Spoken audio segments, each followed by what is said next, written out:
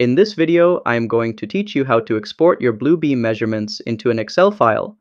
This is a quick and easy way to create reports or share your data with teammates. Let's walk through the entire process step by step. Let's get started. First, make sure you already quantify the files in Bluebeam before you export to Excel. All your measurements should be completed and properly labeled in the Markups list. Then, click the Export button at the dashboard of the Markups list. This is usually found at the bottom right corner of the interface. Next, choose CSV Summary from the list of export options. This format is compatible with Excel and will allow you to open it directly.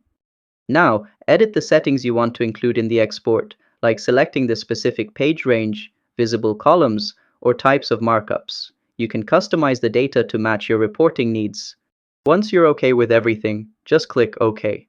Bluebeam will generate and download a CSV file that you can open in Excel right away. And that's how you export Bluebeam data to Excel. If this helped, hit the like button and subscribe to How to Tutor for more simple tech tutorials. See you next time!